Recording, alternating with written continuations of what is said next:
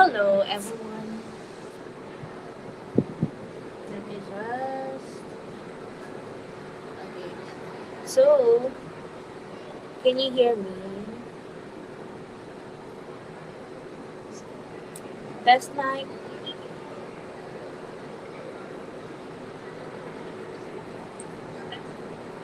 Alright. So, I just learned na hindi pala ako makaka-share ng screen on my iPad. I was supposed to use my laptop, but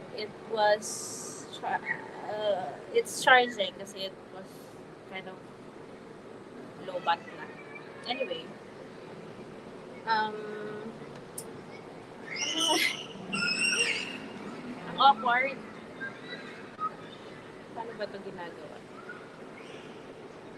Um, Feeling ko kailangan ko lang magbasa or do whatever I need to do for this live stream.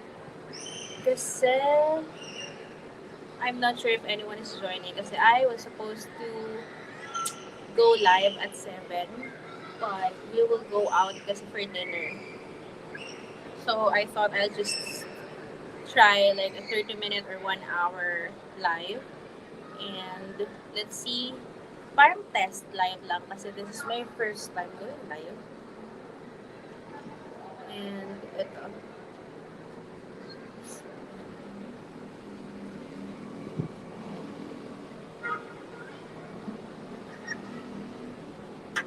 Oops. Gulat ako. I'm live na, my love. Say hi! Hi! Sasagising pa yan ito. Are you doing Yes. Bye-bye. Bye.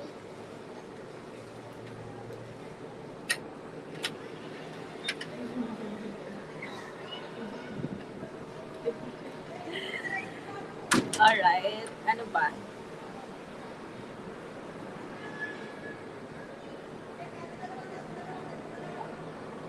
I thought dapat walang script to kasi nga live. It, it could have naman. But, wala lang. Spontaneous na talaga as in naisip ko lang live today. And try it.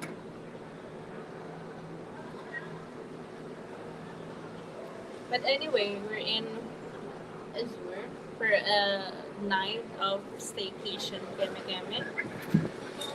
Biglaan lang din.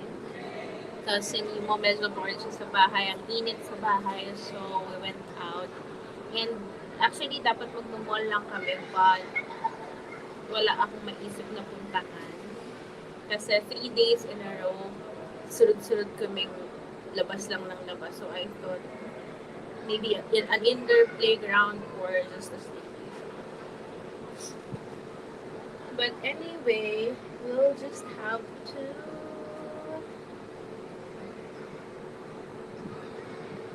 Oo nga, anong binabasa niyo currently? What shall we then? Paano mag-banner?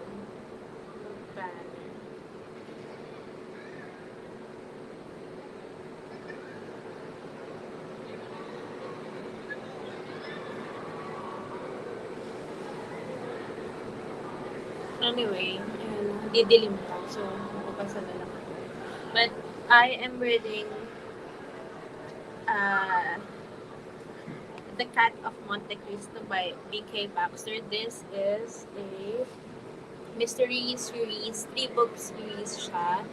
And all of those 3 books are inspired by classic books. Although, by inspired, I'm not sure if gaano ka-inspired. But, I can say that it's not directly related or not connected with the stories, the plot, or whatever, except from the pun ng title and some quotes and mention of the books or the classics. Yun lang talaga yung connect nila. But other than that, nothing else.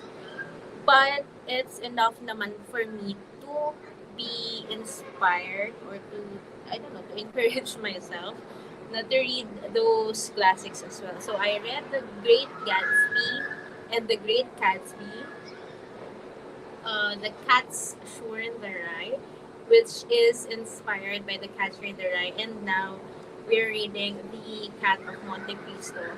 And after this one, I will be reading The Count of Monte Cristo, which is a long book, as in more than 1,000 pages, na classic book, and probably one of the longest yata na classic books, if I'm not mistaken. And this book, The Count of Monte Cristo, is one of the, may mga nagsasabi na it gives all gifts or something, na marami kang makukuha, marami kang reflect from it, but I don't know yet. As in, I don't have any idea, and I haven't seen the movie yet. Kabay. Hindi pa nga. Tapos, ano pa ba? Yun lang. But generally, they say it's a really good book. Excuse me. So I'm very excited to read that. That excited na medyo hindi ako makamove forward dito sa Cat of Monte Cristo because I am thinking about The Count of Monte Cristo already. Like, girl, parang tapusin natin. Kasi I'm getting bored already. I don't know, I'm supposed to be inviting you, encouraging you, or influencing you somehow to read this book or this series. Which is good naman talaga. Good din yung series niya. It's fun.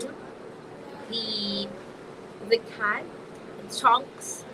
The cat is named Chunks, and he's really smart. He's funny. You know, hindi siya nagtatry to be funny, but you know, yung self, what tawag dito? May term tayo dun eh, na medyo believe siya sa sarili niya. More than how smart humans are. Parang feeling niya mas smart siya. Ang cute, ang cute. Nakakatawa. But yeah, aside from that, kung wala siguro si Chunks, hindi ako masyado mag-enjoy sa story. It's cozy mystery. The first two books has more murder mystery na genre, but this one, the last book is wala pang murder, but there were attempts already. Hindi ko alam kung may magaganap na murder, but let's see. So far, carry lang, pero hindi siya ganun ka-page turner. But let's see if we can read. Ay, sorry. Paano ba mag-timer? Hindi kasi ako hindi ako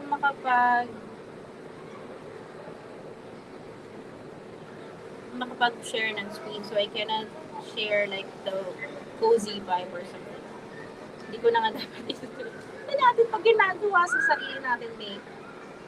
Ayan, so let's start at 15 minutes.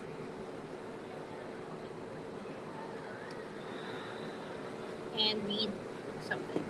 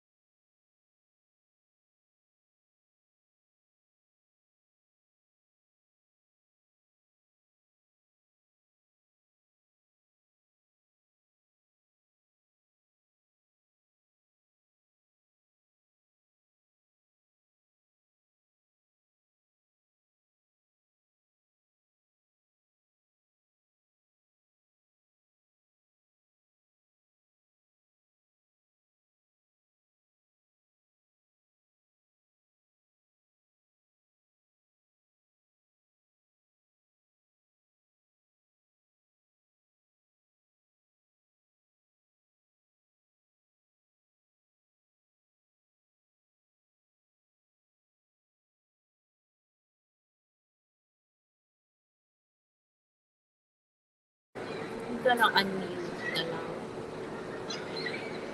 Because this is getting boring.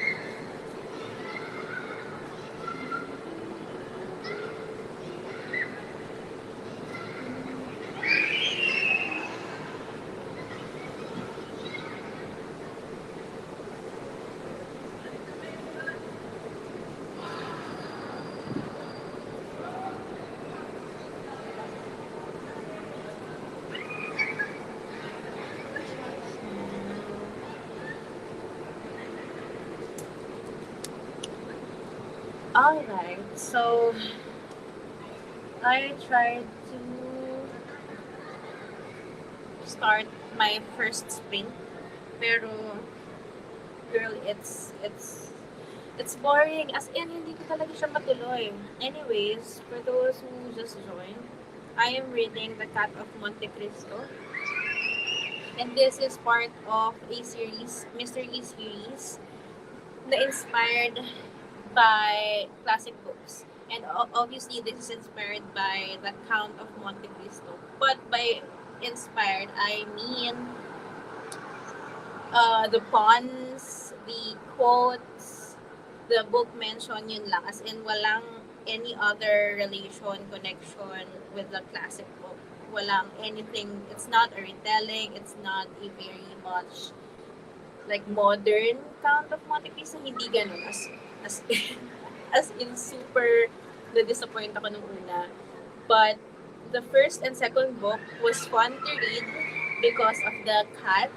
We have this cat detective na sobrang, well, hindi naman siya sobrang smart, pero for a cat, of course, he's smart. Or sobrang smart for a cat. Yeah, it's fun because of that. But this book, this third book,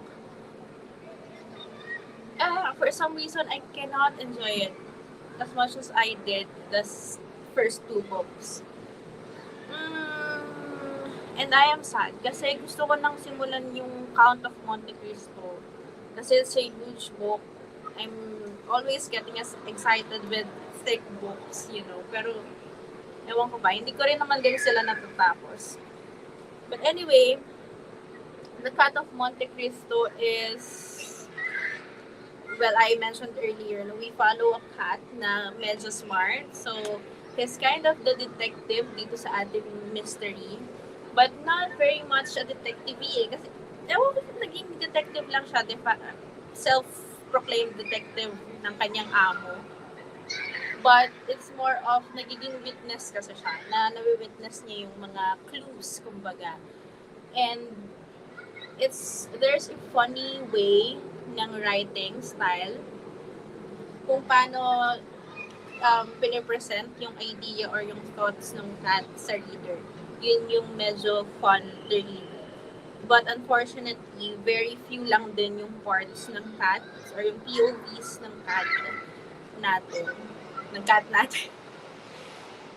Onti lang yung POVs or chapters ni cat. So, yun lang yung na-enjoy ko. And the whole time na I read the perspective of the main character, which is named Jade.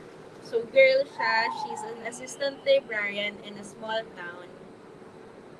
Tapos, nosy siya and nangingialam siya ng mga mysteries. And for some reasons, hindi nakikita ng mga totoong police or ng detectives yung mga clues na nakikita niya. And like the usual mystery story.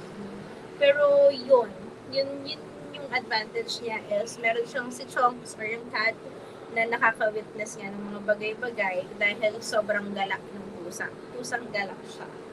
And naggagala siya within the town. So nakikita niya yung mga clues niya. Hindi ko makwento. But anyway, the first two books may murder. This third book, wala.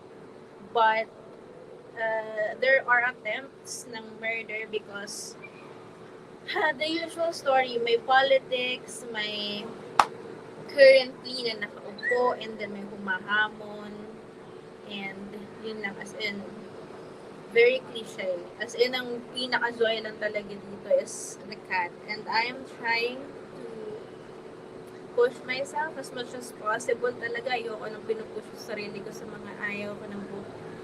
But, I'm trying. Kasi it's a short read lang naman. I'm actually on chapter, ano ba to? Chapter 8 na agad. And 30% na siya. So, I think pwede ko naman siyang matapos siguro. At least, matatapos ko yung series. The first two books, yung first book, I rated it 4 kasi I really loved yung POV ni Chunks ng cat. The second book, medyo nagsawa na ako kasi it's very familiar. It's almost the same sa first book. And this one is entirely different. Yung mystery. But I don't care. Kasi politics siya. So I cannot seem to care. Well, baka ma-trigger kayo. Anyway, I care sa politics. But the issue, their personal issues, yun yung medyo, I cannot relate. I cannot connect. Parang ganyan. Parang ano naman. Hi. I think I will get na lang the Count of Monte Cristo. What do you think?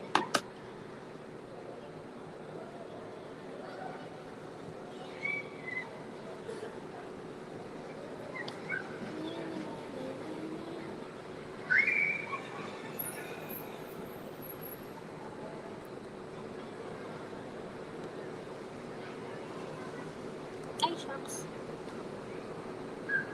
Wala pala ito mag-i-exit. See, I'm a tita. I don't know how this works.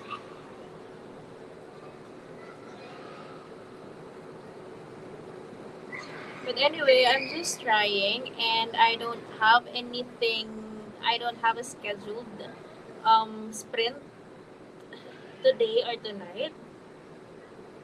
Tinay ko lang kung paano nag-work itong StreamYard. Kasi I'm planning to have another live streaming on another day.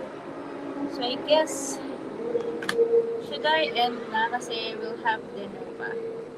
Very nonsense live stream.